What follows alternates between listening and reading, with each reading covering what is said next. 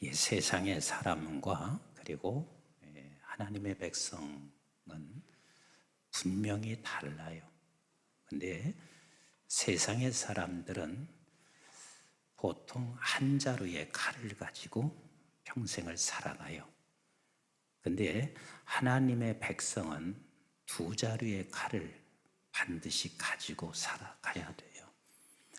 그 한 자루의 칼은 세상을 살아가는 힘이에요. 그래서 세상에서 이 칼을, 세상의 힘을 얻고 싶어 하는 게 누구나 다 가지고 있어요. 저도 마찬가지고 여기에 계신 여러분 모두가 다 이 한 자루의 칼, 세상의 힘을 갖기를 원하시고 계세요. 왜? 세상의 힘을 가져보면 매우 맛이 있어요. 인기도 있고 또 편안하고 그리고 자랑스럽죠. 떳떳하지요. 그런데 이 한 자루의 칼만 가지고 있으면 대다수 모든 사람들이 우상으로 빠지든지 아니면 대다수의 많은 사람이 허망에 빠지게 되어져 있습니다. 그래서 반드시 예수 믿는 사람은 또 한 자루의 칼을 가지고 있어야 되는데 그 또 한 자루의 칼은 생명을 얻기 위해서 나를 죽이는 칼이에요. 즉 생명을 얻게 하는 칼이라 그 말입니다. 그래서 예수 믿는 사람들에게는 반드시 이 두 자루의 칼을 하나님이 갖기를 원하시고 계세요. 우리 예수님보다 이 세상에서 힘이 있으신 분은 없어요. 그는 인간의 몸으로 오셨지만 하나님이세요. 그래서 그의 말씀을 통해서 온 우주 만물을 창조하시죠. 그래서 이 땅에 오셔서 얼마나 힘이 있으신 것을 직접 보여주십니다. 사람들의 질병을 즉각 그곳에서 치유하시고 그리고 소경된 자를 눈을 뜨게 하시고 죽어있는 사람을 다시 살려내시기도 하고 자연과 온 이 우주 만물을 통치하시는 것까지도 보여주시죠. 그래서 바다를 잔잔하게 하시고 그리고 바람을 잠잠케 하시는 우리 주님의 능력을 가지고 계십니다. 그러나 그 주님께서는 그 능력만 소유한 것이 아니라 주님께서는 저와 여러분들의 생명을 건지기 위해서 죽으시는 십자가의 칼을 가지고 계신 우리 주님이셨습니다. 그러면서 우리 주님께서 말씀하시죠. 저와 여러분들 모두에게 너희들은 이미 나와 같이 이 세상에 권세를 주었다 말씀하시고 계시고 권세를 받은 너희들은 그러므로 이렇게 살아가라 말씀하시고 계세요. 하나님께서는요 우리가 삶을 살아가는데 끝없이 한 자루의 칼만 갈아요. 이만큼 쌓아도 부족한 거라. 더 쌓아야 되는 게라. 그러다가 결국은 많은 사람들이 세상을 마지막 그렇게 살다가 끝이 나요. 그래서 결국은 다른 칼을 소유해 본 적이 없어.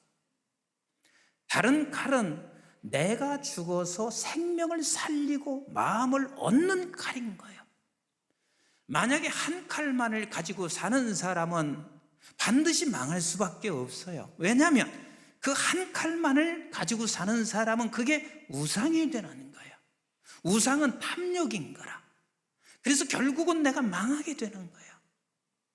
저는 요즘 젊은 사람들, 나를 포함해서 대다수 그러겠지만 특히 젊은 사람들을 보면 마음이 참 안 됐어요. 왜? 그렇게 이기적일 수 없어요. 저렇게 개인적일 수가 없어요. 나밖에 모르는 기라. 계속해서 내 칼 하나만 계속 가는 기라. 근데 그 칼로 결국은 자기도 죽고 다른 사람을 죽입니다. 이게 우상인 거예요. 그래서 성경은 우리에게 분명하게 말씀하시고 있습니다. 우상을 섬기지 마라. 우상은 탐욕이다. 그리고 우상을 섬기면 반드시 망하게 되는 것을 말씀하시고 있는데, 우리 한번 출애굽기 20장 4절로 6절을 같이 한번 보겠습니다. 시작. 너를 위하여 새긴 우상을 만들지 말고 또 위로 하늘에 있는 것이나 아래로 땅에 있는 것이나 땅 아래 물속에 있는 것에 어떤 형상도 만들지 말며, 보통은 우상을 어떤 형상에 절하는 것이라 생각하고 있습니다. 그러나 내가 무엇인가 그 한 가지를 향해서 끊임없이 탐욕을 부리는 자체가 우상인 거예요. 우리 한번 그 다음 구절 5절을 같이 볼게요. 시작. 그것들에게 절하지 말며 그것들을 섬기지 말라. 나 내 하나님 여호와는 질투하는 하나님인즉 나를 미워하는 자의 죄를 갚되 아버지로부터 아들에게 3, 4대까지 이르게 하거니와 그랬습니다. 그렇습니다. 내가 무언가 한 자루의 칼을 가지고 갈고 닦으며 그걸만 탐욕하고 싸워가게 되면 반드시 자기도 망하고 3, 4대까지 저주를 받습니다. 그런데 네가 우상을 버리면, 그 다음을 읽어볼게요. 시작. 나를 사랑하고 내 계명을 지키는 자에게는 1000대까지 은혜를 베푸시니라. 끝없이 하나님의 은혜가 그 사람에게 나타나게 되어져 있습니다. 그래서 이스라엘 백성들에게 하나님께서 이사야서 46장 1절로 2절에 이렇게 말씀하시고 계세요. 우리 같이 봅니다. 시작. 벨은 엎드렸고, 여기 벨은이라는 말은 우상 신이에요. 신은 엎드려졌고, 시작. 느보는 구부러졌도다. 그 벨보다 더 아들인 느보는 구부러졌도다. 시작. 그들의 우상들은 짐승과 가축에게 실렸으니 너희가 떠매고 다니던 그것들이 피곤한 짐승의 무거운 짐이 되었도다. 그게 오히려 너에게 짐이 돼서 네가 얼마나 무겁게 살아가고 있나. 2절 시작. 그들은 구부러졌고 그들은 일제히 엎드려졌으므로 그 짐을 구하여 내지 못하고 자기들도 잡혀갔느니라. 이게 우상이에요. 그런데 너나 할 것 없이 어리석게도 한 자루의 칼만 계속 갑니다. 다시 말하면 한 자루의 칼을 간다 하는 말은 세상의 힘만 끝없이 키워가요. 이게 얼마나 어리석은지 주님은 제자들에게 이렇게 분명하게 말씀하시고 있습니다. 우리 한번 누가복음 12장 13절을 같이 보세요. 시작. 무리 중에 한 사람이 이르되 선생님, 내 형을 명하여 유산을 나와 나누게 하소서 하니 유산 문제 가지고 찾아왔습니다. 그때나 지금이나 여전히 유산의 문제를 가지고 다투는 경우들이 얼마나 많은지 몰라요. 그러니까 우리 주님이 뭐라고 말씀하세요? 14절 같이 볼게요. 시작. 이르시되 이 사람아, 누가 나를 너의 재판장이나 물건 나누는 자로 세웠느냐 하시고 그들에게 이르시되 삼가 모든 탐심을 물리치라. 계속 읽습니다. 시작. 사람의 생명이 그 소유에 넉넉한 데 있지 아니하니라 하시고 또 비유로 그들에게 말씀하여 이르시되 한 부자가 그 밭에 소출이 풍성하매 심중에 생각하여 이르되 내가 곡식 쌓아둘 곳이 없으니 어찌할까 하고 또 이르되 내가 이렇게 하리라. 내 곡간을 헐고 더 크게 짓고 내 모든 곡식과 물건을 거기 쌓아두리라. 또 내가 내 영혼에게 이르되 영혼아, 여러 해 쓸 물건을 많이 쌓아두었으니 평안히 쉬고 먹고 마시고 즐거워하자 하리라 하되 하나님은 이르시되 어리석은 자여, 오늘 밤에 내 영혼을 도로 찾으리니 그러면 내 준비한 것이 누구의 것이 되겠느냐 하셨으니 자기를 위하여 재물을 쌓아두고 하나님께 대하여 부요하지 못한 자가 이와 같으니라. 얼마나 이게 어리석은지 몰라요. 그런데 지금 우리가 그 길을 걸어가고 있어요. 누구나 나를 죽이지 아니하면 다른 한 자루의 칼을 절대로 쓸 수가 없어요. 근데 대다수의 세상 사람들은 다 한 자루의 칼만 갈고 그걸만 계속해서 쓰고 삽니다. 근데 예수 믿는 사람들에게는 하나님께서 말씀하시는 거요, 너에게는 2자루의 칼을 주었어.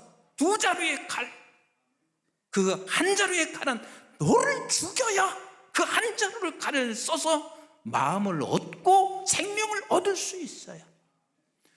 이건 우리 교회 누구의 얘기라고 생각하지 마세요.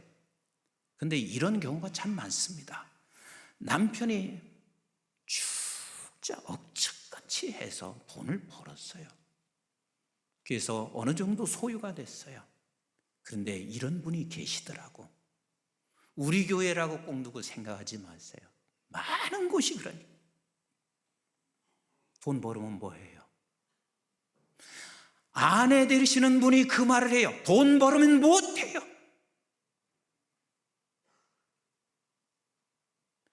이 부인은 한이 맺혔어. 너무너무 한이 맺혔어. 돈 벌어서 아내의 마음 하나도 못 산 거야. 아내 마음 하나도 못 산 거야. 그런 부모도 계실 수 있어요. 내가 자식에게 돈 주면 못하나? 왜 그런 말을 할까요? 자식으로부터 부모가 마음 하나를 얻지 못한 거야. 그래서 하는 이야기가 내가 주면 못되나? 사람들에게는요, 한 자루의 칼만 가지고 사니 마음 하나도 얻지 못하고 살아가는 게 얼마나 많은지 모르겠습니다. 제가 자주 말씀드렸던 이야기죠. 요한 웨슬레라고 하는 분은 그 사람이 자기도 살고 민족을 살려낸 사람이에요. 이분이 세 마디는 유명해요. 열심히 벌어라. 두 번째는 할 수 있는 대로 저축해라. 그리고 세 번째는 할 수 있는 대로 주라.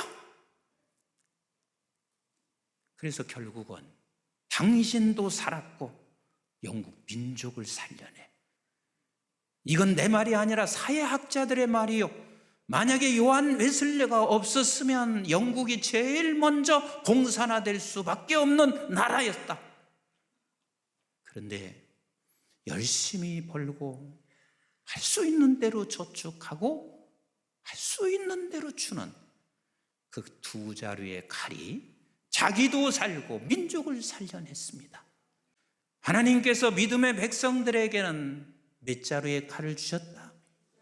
두 자루의 칼을 주셨습니다. 아니요, 나는 힘이 없어요. 가진 게 없어요. 나는 빚밖에 없어요. 아니, 그리 생각하지 마세요. 여러분 믿으셔야 돼요. 우리 하나님께서는 우리에게 두 자루의 칼을 쥐어주셨습니다. 아멘이신가요? 그래서 이 두 자루의 칼을 쓸 때 우리는 반드시 생명을 살리게 되어 있습니다. 지금 오늘 본문의 말씀은 우리 예수 그리스도께서 이제 곧 죽으세요. 죽음 직전에 놓으시고 우리 주님이 이렇게 말씀하시는데 이 말씀 이해하기가 좀 어려워요. 왜? 모순이 생겨요. 우리 한번 35절 같이 한번 보실까요? 시작. 그들에게 이르시되 내가 너희를 전대와 배낭과 신발도 없이 보내었을 때에 부족한 것이 있더냐? 이르되 없었나이다. 그러니까 우리 주님께서 제자들을 파송하시면서 어찌하셨냐면, 야, 전대도 갖지 마, 배낭도 갖지 마, 아무것도 갖지 말고 나가라, 그렇게 말씀하셨어요. 그런데 지금 36절에서는 시작.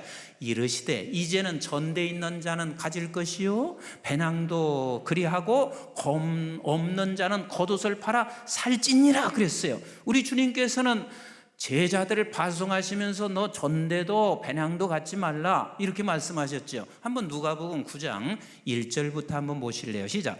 예수께서 12 제자를 불러 모으사 모든 귀신을 제어하며 병을 고치는 능력과 권위를 주시고 하나님의 나라를 전파하며 앓는 자를 고치게 하려고 내보내시며 이르시되 여행을 위하여 아무것도 가지지 말라. 지팡이나 배낭이나 양식이나 돈이나 두벌옷을 가지지 말며 어느 집에 들어가든지 거기서 머물다가 거기서 떠나라. 아무것도 갖지 말라라고 말씀하시고 계십니다. 왜지요?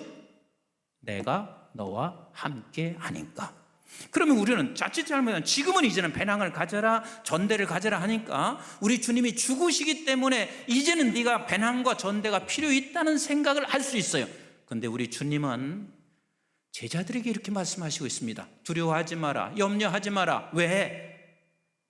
보혜사 성령을 네게 보내주겠다. 그러니까 예수님이 함께 이 세상에 육의 몸으로 오셔서도 함께 하셨지만, 예수님이 세상을 떠나시면서 주께서 우리에게 약속하신 게 뭐냐면 성령 하나님으로 우리와 지금도 함께 계세요. 볼지어다 세상 끝날까지 너와 항상 어떻게 하리라, 함께 하시리라고 말씀하신 것처럼 지금도 함께 하시는 하나님이세요.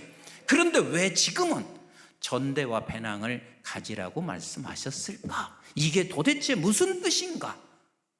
이게 도대체 무슨 뜻인가? 우리 한번 누가복음 22장 37절이요. 시작. 내가 너에게 말하노니 기록된 바 그는 불법자의 동류로 여김을 받았다 한 말이 내가 이루어져야 하리니 내게 관한 일이 이루어져 감이니라. 이게 무슨 뜻인가요?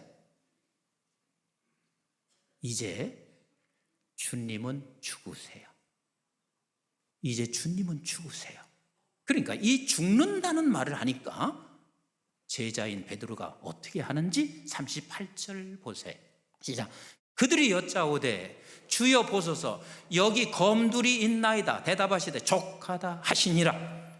절대 주님은 죽을 수 없으니 내 검까지 가지고 계셔서 그 검으로 주님께서 막으셔야 합니다. 그래 주님이 하시는 말씀이 족하다 그래요. 이것은 우리 주님께서 어마어마한 힘을 가진 한 칼이 있지만 지금 그 다른 한 칼은 말씀에 이제는 죽을 때가 돼서 내가 이 칼로 나를 죽임으로 말미암아 너를 살리는 거예요. 그래서 여러분들이 기억하셔야 돼요. 한 칼만 가지고 살면 그게 우상이 돼요.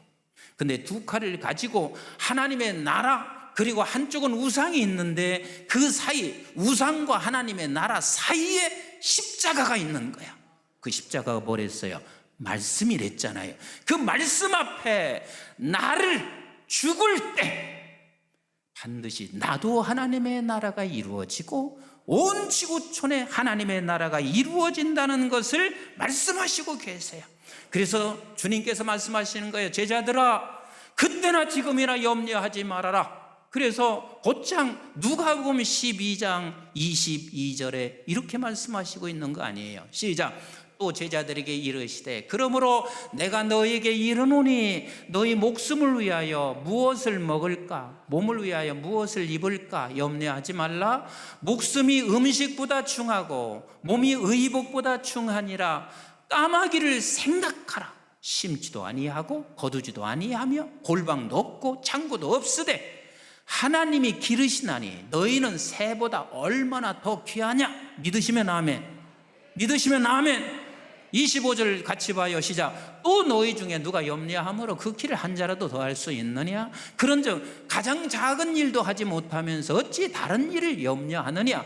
백합화를 생각하여 보라. 실도 만들지 않고 까지도 아니하느니라. 그러나 내가 너에게 말하노니 솔로몬의 모든 영광으로도 입은 것이 입고 하나만큼 훌륭하지 못하였느니라. 오늘 있다가 내일 아궁이에 던져지는 들풀도 하나님이 이렇게 입히시거든.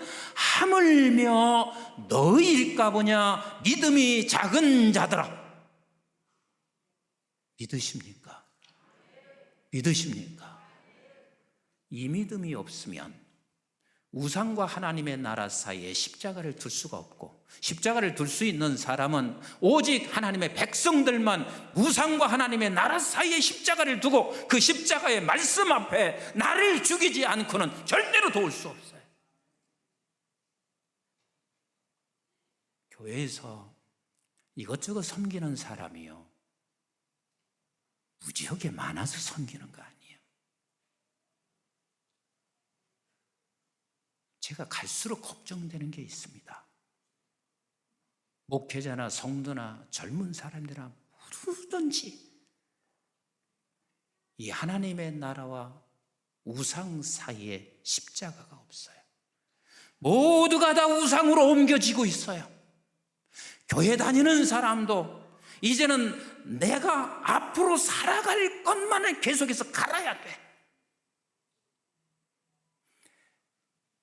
그러니 이 세상은 어두워질 수밖에 없고 본인도 망하고 세상이 망해지는 거예요. 어떤 한 정치 지도자 때문에 세상이 살고 죽고 하지 않아요. 하나님의 백성만이 두 칼을 하나님이 주셨어요. 두 자루에 하나님의 백성만 주신 거예요. 하나님의 백성이 이 두 자루의 칼을 쓰지 아니하면 세상은 희망이 없습니다. 여러분들이 다 같이 많이 보셨던 쉰들러 리스트 영화가 있습니다. 그 영화는 실화예요. 실화. 사업에 아주 영민한 독일 한 사람이, 그리고 사업을 성공하기 위해서는 별 수단과 방법을 가리지 않았던 이 쉰들러가 가만히 생각하니까 유대인들을 써야 되겠다 생각했어요. 왜? 노부임에 그냥 노동력을 쓸 수 있는 기라. 그래서 유리를 만들어 유리 공예를 만드는 공장이었는데, 그래서 그냥 그 사람을 데려다가 유대인들을 쓰면 자기가 돈을 벌 수 있다는 것을 알고 유대인들을 계속해서 데려다가 썼어요. 임금 없이 무임금에 그렇게 노동을 시켰어요. 돈을 많이 벌었어요. 그런데 어느 날 유대인들이 히틀러에 의해서 끊없이 학살당하고 죽어가는 것을 보고 심경의 변화가 일어나기 시작해요. 그래서 그가 자기가 모은 재산을 두 자루의 칼 중에 하나의 칼을 나를 죽이는 거라. 내 재산을 죽이는 것은, 내 재산을 쓰는 것은 나를 죽이지 않고는 절대로 쓸 수가 없어요. 그는 유대인을 하나하나 돈을 주고 사서 건져내기 시작해요. 영화 속에서는, 실제 역사에서는 약 1200명을 구해내요. 그리고 나서도 그가 이렇게 후회하잖아요. 내가 타고 있는 이 차를 팔았으면 10명은 더 구했을 것. 내가 끼고 있는 이 반지를 팔았으면 2명을 더 건질 수 있었을 걸. 그러면서 후회하고 탄식하고 눈물을 흘려요. 사랑하는 성도 여러분, 저와 여러분들은 하나님이 두 자루의 칼을 주셨습니다. 목사님, 무슨 두 자루요? 나는 단 한 자루도 없어요. 눈만 뜨면 죽을 상이요. 아니요. 주를 믿는 백성들아, 나는 너에게 두 자루의 칼을 주었다. 두 자루의 칼을 주었다. 두 자루의 칼을 주었다.